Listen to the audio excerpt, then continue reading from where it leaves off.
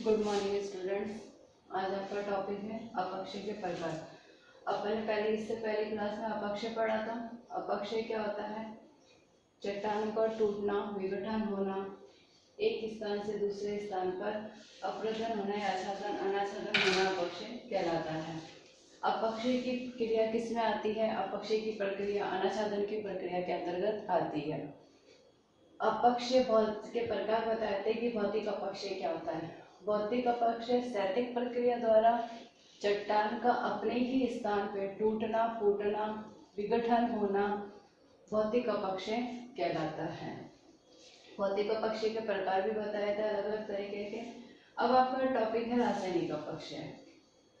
आपका टॉपिक है आज का रासायनिक अपक्षय और जैविक अपक्षय, क्योंकि अपक्षय 3 प्रकार के होते हैं। अब रासायनिक अपक्षय किसे कहते हैं? रासायनिक अपक्षय जिसको हम रासायनिक प्रक्रियाओं द्वारा, रासायनिक जितनी भी प्रक्रिया होती है रासायनिक प्रक्रिया द्वारा शैलों का जल व गैसों की सहायता से, जल व गैसों की सहायता से रासायनिक प्रक्रिया का जल व गैसों की सहायता से शेल का टूटना, फूटना, शेल का टूटना, फूटना, सड़ना, घुलना,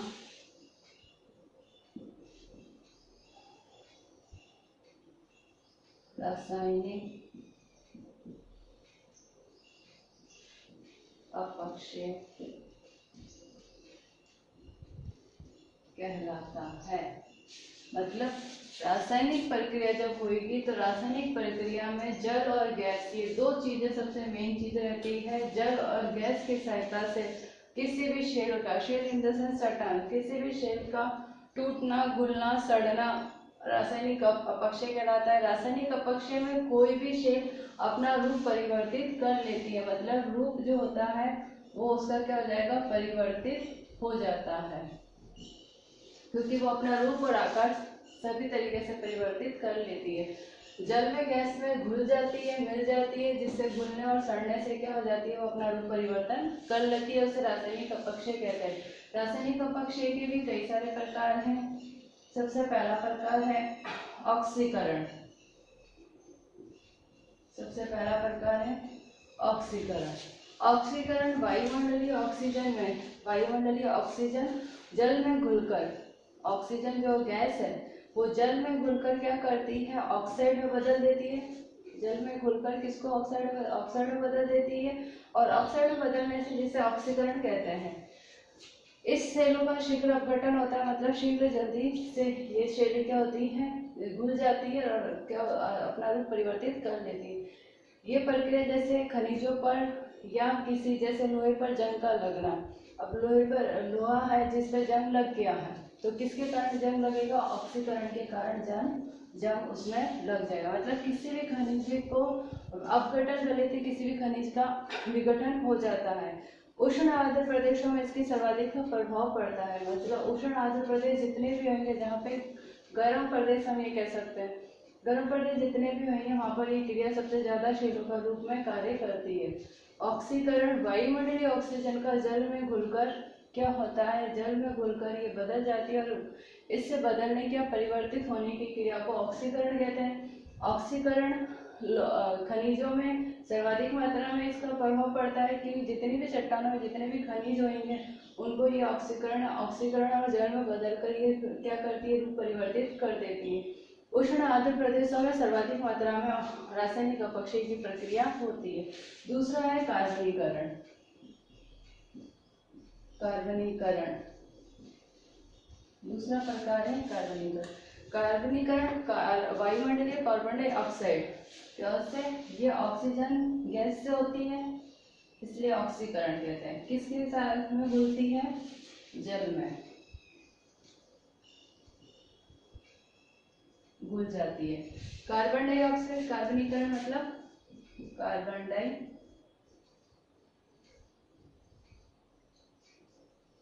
ऑक्साइड। कार्बन डाइऑक्साइड भी वायुमंडलीकरण में, कार्बन डाइऑक्साइड जल में घुलकर किसमें घुलेगी, गैस भी जल में घुलेगी। गैस है ये भी एक तरीके से, ये भी गैस है। जल में घुलकर क्या करती है, कार्बनिक अम्ल बनाती है। जितने भी कार्बन डाइऑक्साइड जल के साथ घुलकर कार्बनिक अम्ल बनाएगी। कार्बनिक अम्ल इससे संपर्क में चुनायुक्त शेल तीव्रता से घुल जाती है। मतलब जितनी भी चूना पत्थर होती है, चूना पत्थर की घोलता होती है, वो इस कार्बन डाइऑक्साइड और जल में घुलकर जल्दी से बदल जाती है, रूप परिवर्तित कर लेती है। और इसका अधिक प्रभाव कहाँ पे रहता है, चूना पत्थरों पर इसका सबसे ज्यादा प्रभाव पड़ता है। जिस तरीके से शेल होती है कुछ मीटर पर, मतलब इस तरीके से शेल होती है, ये क्या करेगी, धीरे धीरे कार्बन डाइऑक्साइड गैस जल में घुलेगी, ये जल होएगा, इसमें कार्बन डाइऑक्साइड गैस घुलेगी और ये किस में परिवर्तित हो जाएगी, इस तरीके से चूना पत्थर में परिवर्तित हो जाएगी। मतलब धीरे धीरे किसका क्या हो गया, इसका विघटन हो गया, ये अपना रूप परिवर्तन करके सिर्फ क्या हो जाएगी, एक रेत की तरह, चूना पत्थर की तरह सिर्फ हो जाती है। तो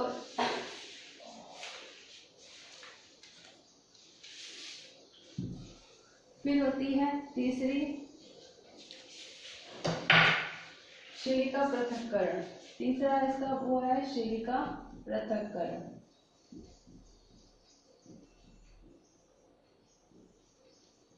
शिलिका पृथक्करण हम ये कह सकते हैं कि शेलों से सिलिका के अलग होने को सिलिका पृथक्करण कहते हैं। मतलब जितनी भी चट्टानें होती है उससे धीरे धीरे जल जब होता है उसके ऊपर गिर रहा है, तो उसके ऊपर से जब जल गिर रहा है तो धीरे धीरे वो चट्टान क्या कर रही है, उसके ऊपर से कुछ ना कुछ भाग उसका हटता जा रहा है, तो वो सिलिका पृथक्करण कहलाएगा। आर्द्र प्रदेशों में आग्नेय शिलों पर जल क्रिया से सिलिका पृथक हो जाती है। मतलब जितनी भी जल की क्रियाएं होंगी उससे क्या हो जाएगी, सिलिका अलग हो जाएगी। सिलिका मतलब उसके ऊपर इस तरीके से चट्टान, उसके ऊपर क्या हो रहा है, इस तरीके से जल लगातार गिरता जा रहा है। जब जल गिर रहा है तो इसकी जो ऊपरी परत है ये क्या हो रही है, हटती जाएगी इसके ऊपर। तो ये क्या हो रहा है, इसका सिलिका पृथक्करण हो रहा है। मतलब जल की क्रिया से धीरे धीरे चट्टान अपना रूप परिवर्तित करती जा रही है, अलग होती जा रही है, इसके ऊपर से सिलिका हटती जा रही है। चौथा पॉइंट है इसका जल योजन। जल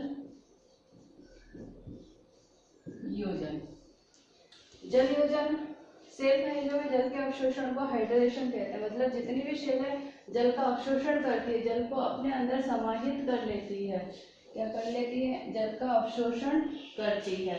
जितनी भी शेलें होती है जो जल का अवशोषण करती है वो हाइड्रेशन कहते हैं। बॉक्साइट, फेल्सपर आदि शेलें जल्दी जल सोखती है। मतलब जल को जल्दी से सोख लेगी, जल को क्या कर लेगी, अपने अंदर अवशोषण कर लेगी, जिससे उसका क्या होगा, उस शेल का भार भी बढ़ जाता है। क्योंकि जितनी ज्यादा शेल बॉक्साइट और फेल्सपर, इसके सबसे मेन उदाहरण है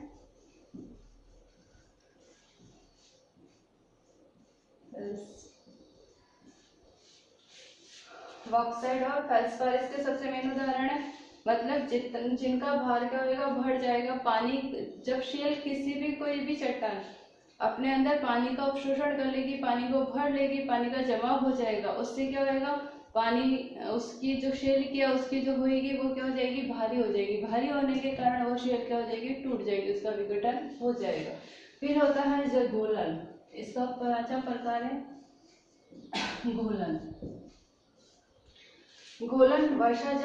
वर्षा जल शेल पदार्थों से अनेक प्रकार के अम्लों व कार्बनीकरण तत्वों को घोल लेता है। मतलब वर्षा का जितना भी जल होता है वो शेल पदार्थों से अनेक प्रकार के अम्लों को कार्बनीकरण को घोल लेता है तथा नया रासायनिक मिश्रण बना लेता है। इस अभिक्रिया को हाइड्रोलिसिस कहते हैं। इस अभिक्रिया को क्या कहते हैं, हाइड्रोलिसिस। वर्षा का जल जो होता है वो शेलों के द्वारा क्या करता है, नए पदार्थों के लिए अम्ल और कार्बनीकरण की सहायता से नए पदार्थों का मिश्रण करता है। नए पदार्थों के मिश्रण से क्या होता है, इस प्रक्रिया को क्या कहता है, हाइड्रोलिसिस कहते हैं। रासायनिक अपक्षय के 5 प्रकार होते हैं। सबसे पहला प्रकार ऑक्सीकरण।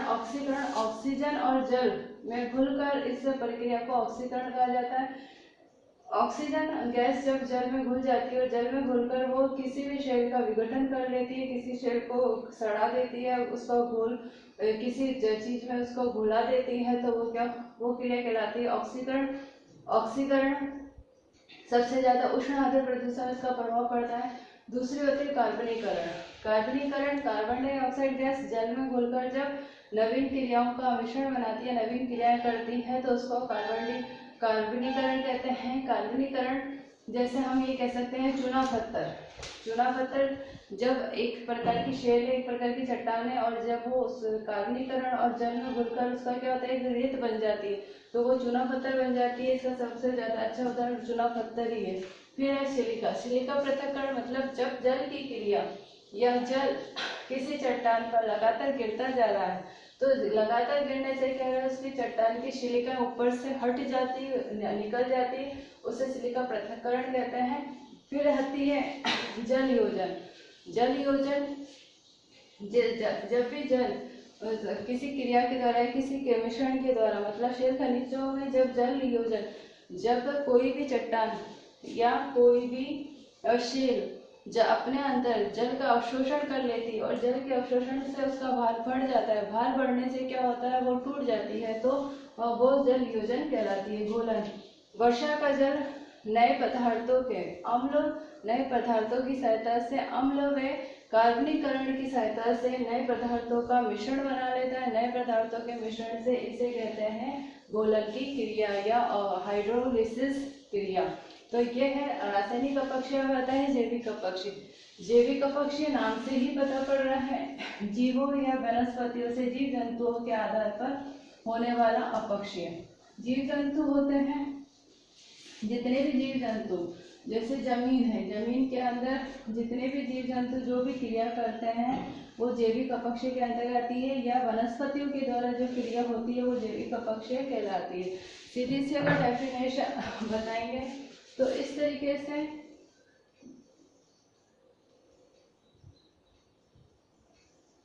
ये एक पेड़ है,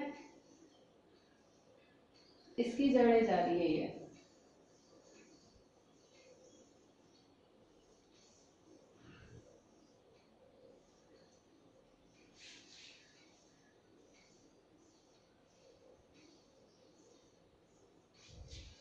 ये पेड़ है। पेड़ क्या है, जमीन के अंदर है। जब पेड़ जमीन के अंदर है तो उससे क्या हो रहा है, उसकी जड़ें हो रही है। जड़ें क्या कर रही है, जमीन को, मतलब इस तरीके से जमीन को क्या कर रही है, अलग अलग भागों में बांट रही है। अब पानी का रिसाव क्या हो रहा है, सारी जगह हो रहा है, मिट्टी आ रही है, पानी आ रहा है सारी जगह, जिससे क्या हो रहा है, अपक्षय हो रहा है। मतलब जीव जंतु या वनस्पतियों की सहायता से भी अपक्षय की क्रिया होती है। इतना भाग जब जमीन के अंदर है, जमीन के अंदर क्या है, कोई भी चट्टान है, जो जब चट्टान क्या करती है, इस तरीके से दरारें पैदा कर देती है, और दरारें जब ये जड़ें दरारें पैदा कर रही है, तो ये दरारें पैदा होने से क्या हो रहा है, किसी भी चट्टान का टूट रहा है, विघटन हो रहा है, उसे जैविक अपक्षय कहेंगे। जैसे इसमें क्या होता है, जड़ों के बढ़ने से जड़ों में क्या होती है, खुल जाती है। जड़ें जैसे भी बढ़ती जाएंगी, जड़ें क्या होंगी, जमीन को एक एक जगह से खुल रही है। तो पौधों के द्वारा भी अपक्षय होता है। सीधा सा है कि भूपटल में अनेक प्रकार के जीव जंतुओं से, भूपटल पर अनेक प्रकार के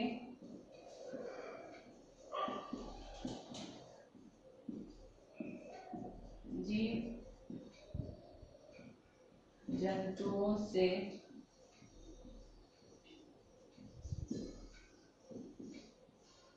जीव जंतुओं व वनस्पतियों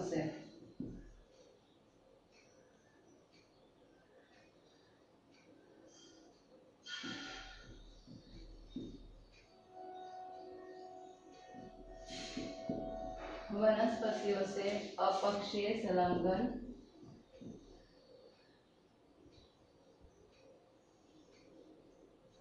कहते हैं। ये क्या है, जड़, दरारें, भूमि और पेड़। जब पेड़ की जड़ें भूमि के अंदर धीरे धीरे क्या करती हैं, दरारें पैदा कर देती है, तो दरारें पैदा करने से वो भूमि क्या होती है, विघटन हो रही है। क्या हो रही है, विघटन हो रहा है। विघटन होना क्या कहलाएगा, अपक्षय कहलाएगा। सबसे इसके भी 3 प्रकार है। पहला प्रकार है वनस्पति अपक्षय। वनस्पति अपक्षय सीधी सी बात है, वनस्पति जैसे मैंने बताया पेड़ों से पेड़ों की क्रिया के द्वारा जितने भी अपक्षय होंगे वो वनस्पति अपक्षय कहलाएंगे। विभिन्न वृक्षों की जड़ें शेलें, विभिन्न वृक्षों की जड़ें शेलों में प्रवेश कर अनेक कणों को ढीला कर देती है, जिससे शेलें शीघ्र टूट जाती है। कोई भी चट्टानों की दरारें जो होती है, अपन ने कई सारी चट्टानें देखे, चट्टानों की दरारों में जहाँ पे भी उसमें ज्वाइंट होगा वहां पर क्या होता है, कुछ ना कुछ वर्षा के जल के कारण वहां पर कुछ पौधे, जंगली पौधे, कैसे भी पौधा उग जाता है, वो धीरे धीरे बड़े होते जाते हैं। वो बड़े होकर क्या कर लेते हैं, एक तरीका सा पेड़ बन जाता है। और वो पेड़ क्या, उसकी पेड़ की जड़ें क्या होती है, जब भी चट्टानों के अंदर जाती है तो वो क्या कर रही है, दरारें पैदा कर रही है। दरारें पैदा करने से क्या हो रहा है, चट्टानों का विघटन हो रहा है, चट्टानें कमजोर हो जाती है, कमजोर होने से वो टूट जाती है। अपने कितने सारे पहाड़ देखे, उसके ऊपर भी पेड़ लगे रहते हैं, बड़े से बड़े पेड़ लगे हुए, वो पेड़ क्या कर रहे हैं, उनके पेड़ों की जड़ें क्या कर रही है, चट्टानों को कमजोर बना रही। दूसरा है जीव जंतु द्वारा अपक्षय। जीव जंतुओं द्वारा अपक्षय। जीव जंतु जितने भी, जैसे हम ये कह सकते हैं केंचुआ है, सांप है, खरगोश है, चूहे हैं, दीमक हैं, जितने भी ऐसे जीव होते हैं ये क्या करते हैं, चट्टानों के अंतर्गत अपना बिल होता है, जो बिल बना लेते हैं। तो बिल बनाने से क्या करते हैं, चट्टानों को कमजोर कर देते हैं, खोखला कर देते हैं। चट्टान ऊपर से तो चट्टान दिख रही है, लेकिन अंदर से क्या होती है, वो खोखली हो जाती है, जिससे उसका विघटन या वो टूट जाती है। तीसरा है मानव द्वारा अपक्षय। मानव द्वारा अपक्षय। मानव क्या करता है, कृषि कर रहा है, खनन की क्रिया कर रहा है, कोई खनिज खोद रहा है, खान खोद रहा है और खनिजों को निकाल रहा है, तो वो क्या कर रहा है, अपक्षय कर रहा है। क्योंकि खनन की क्रिया करने से क्या हो रहा है, वो चट्टानें जो हो रही है वो कमजोर हो रही है। कमजोर होने से वो क्या करती है, अपने आप ही कभी वर्षा का जल अगर ज्यादा पड़ गया उस पर, या कभी ज्यादा हवा का वेग आ गया, तो उससे क्या होती है, वो चट्टानें अपने आप ही अपने स्थान से खसक जाती है, गिर जाती है, टूट जाती है। तो वो भी क्या होता है, अपक्षय रहता है।